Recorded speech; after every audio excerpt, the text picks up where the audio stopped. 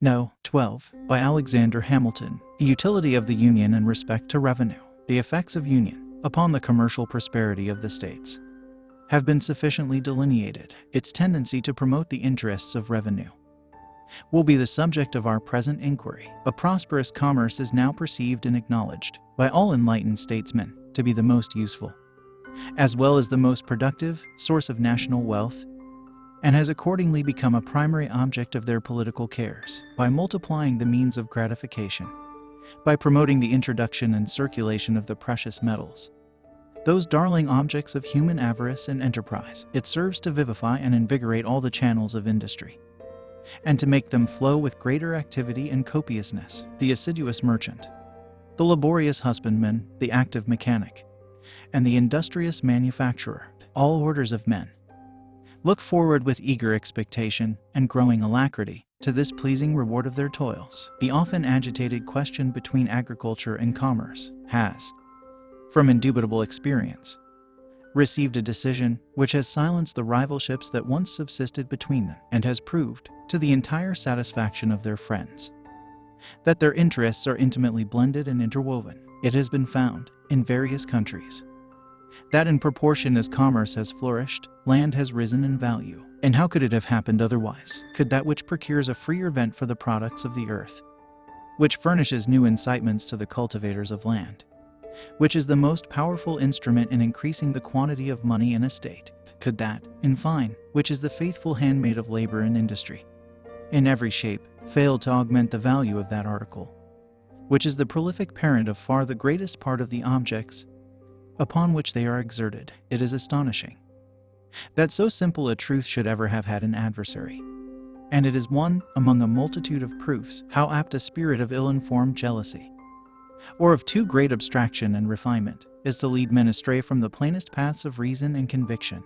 The ability of a country to pay taxes must always be proportioned, in a great degree, to the quantity of money in circulation, and to the celerity with which it circulates. Commerce, contributing to both these objects, must of necessity render the payment of taxes easier, and facilitate the requisite supplies to the treasury. The hereditary dominions of the Emperor of Germany contain a great extent of fertile, cultivated, and populous territory, a large proportion of which is situated in mild and luxuriant climates. In some parts of this territory are to be found the best gold and silver mines in Europe, and yet, from the want of the fostering influence of commerce, that monarch can boast but slender revenues. He has several times been compelled to owe obligations to the pecuniary succors of other nations for the preservation of his essential interests, and is unable, upon the strength of his own resources, to sustain a long or continued war. But it is not in this aspect of the subject alone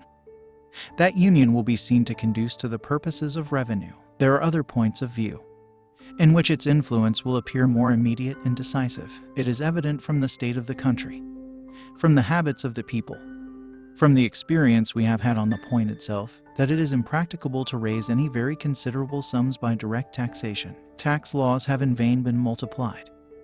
New methods to enforce the collection have in vain been tried. The public expectation has been uniformly disappointed, and the treasuries of the states have remained empty. The popular system of administration, inherent in the nature of popular government, coinciding with the real scarcity of money, incident to a languid and mutilated state of trade, has hitherto defeated every experiment for extensive collections, and has at length taught the different legislatures the folly of attempting them. No person, acquainted with what happens in other countries, will be surprised at this circumstance. In so opulent a nation as that of Britain, where direct taxes, from superior wealth, must be much more tolerable, and, from the vigor of the government, much more practicable, than in America, far the greatest part of the national revenue is derived from taxes of the indirect kind, from imposts, and from excises. Duties on imported articles form a large branch of this latter description. In America,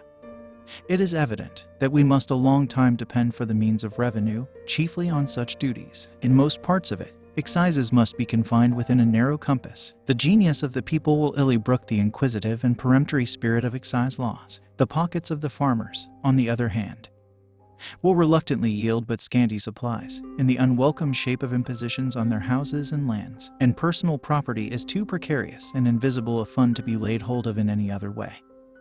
than by the imperceptible agency of taxes on consumption. If these remarks have any foundation, that state of things which will best enable us to improve and extend so valuable a resource must be the best adapted to our political welfare, and it cannot admit of a serious doubt that this state of things must rest on the basis of a general union, as far as this would be conducive to the interests of commerce.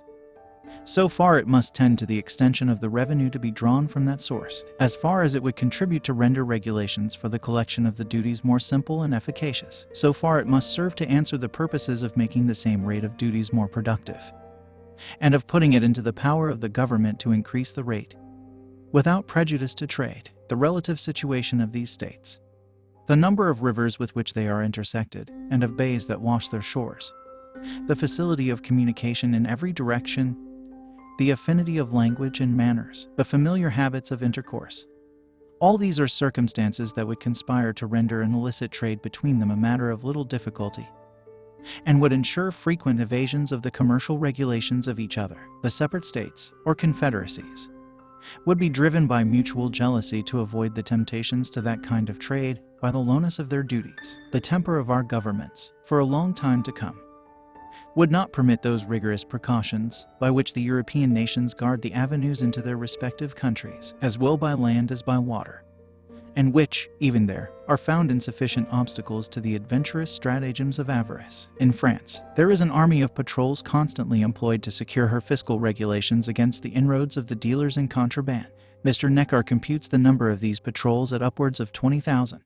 This proves the immense difficulty in preventing that species of traffic where there is an inland communication, and shows, in a strong light, the disadvantages with which the collection of duties in this country would be encumbered, if by disunion the states should be placed in a situation with respect to each other, resembling that of France with respect to her neighbors. The arbitrary and vexatious powers with which the patrols are necessarily armed would be intolerable in a free country. If, on the contrary, there be but one government pervading all the states, there will be, as to the principal part of our commerce, but one side to guard, the Atlantic coast. Vessels arriving directly from foreign countries, laden with valuable cargoes, would rarely choose to expose themselves to the complicated and critical perils which would attend attempts to unlade prior to their coming into port. They would have to dread both the dangers of the coast and of detection, as well after, as before their arrival at the places of their final destination. An ordinary degree of vigilance would be competent to the prevention of any material infractions upon the rights of the revenue. A few armed vessels, judiciously stationed and employed, might, at small expense, be made useful sentinels of the laws, and the government, having the same interest to provide against violations everywhere, the co-operation of its measures in each state would have a powerful tendency to render them effectual. Here also we should preserve, by union, an advantage which nature holds out to us, and which would be relinquished by separation. The United States lie at a great distance from Europe, and at a considerable distance from all other places, with which they would have extensive connections of foreign trade. The passage from them to us in a few hours, or in a single night, as between the coasts of France and Britain, and of other neighboring nations, would be impracticable. This is a prodigious security against a direct contraband with foreign countries, but a circuitous contraband to one state, through the medium of another, would be both easy and safe. The difference between a direct importation from abroad and an indirect importation through the channel of an adjoining state, in small parcels, according to time and opportunity, with the additional facilities of inland communication, must be palpable to every man of discernment. It is, therefore, evident that one national government would be able, at much less expense, to extend the duties on imports beyond comparison further than would be practicable to the states separately, or to any partial confederacies. Hitherto I believe it may safely be asserted that these duties have not upon an average exceeded in any state 3%. In France they are estimated at about 15%, and in Britain the proportion is still greater. There seems to be nothing to hinder their being increased in this country to at least treble their present amount. The single article of ardent spirits, under federal regulation, might be made to furnish a considerable revenue, according to the ratio of importation into this state. The whole quantity imported into the United States may, at a low computation, be estimated at 4 millions of gallons, which, at $1 per gallon, would produce £200,000. That article would well bear this rate of duty. And if it should tend to diminish the consumption of it, such an effect would be equally favorable to the agriculture, to the economy, to the morals, and to the health of society. There is, perhaps, nothing so much a subject of national extravagance as this very article. What will be the consequence?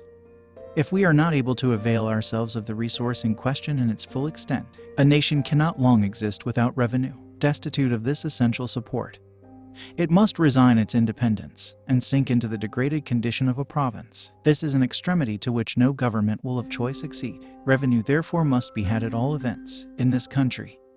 If the principal part be not drawn from commerce, it must fall with oppressive weight upon land. It has been already intimated that excises, in their true signification, are too little in unison with the feelings of the people to admit of great use being made of that mode of taxation. Nor, indeed, in the states where almost the sole employment is agriculture, are the objects proper for excise sufficiently numerous to permit very ample collections in that way. Personal estate, as before remarked, from the difficulty of tracing it, cannot be subjected to large contributions by any other means than by taxes on consumption in populous cities.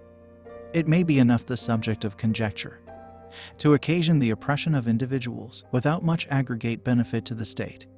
But beyond these circles, it must, in a great measure, escape the eye and the hand of the tax-gatherer, as the necessities of the state, nevertheless, must be satisfied in some mode. The defect of other resources must throw the principal weight of the public burthens on the possessors of land, and as, on the other hand, the wants of the government can never obtain an adequate supply, unless all the sources of revenue are open to its demands, the finances of the community, under such embarrassments, cannot be put into a situation consistent with its respectability or its security. Thus we shall not even have the consolations of a full treasury to atone for the oppression of that valuable class of citizens who are employed in the cultivation of the soil. But public and private distress will keep pace with each other in gloomy concert, and unite in deploring the infatuation of those councils which led to disunion. Publius,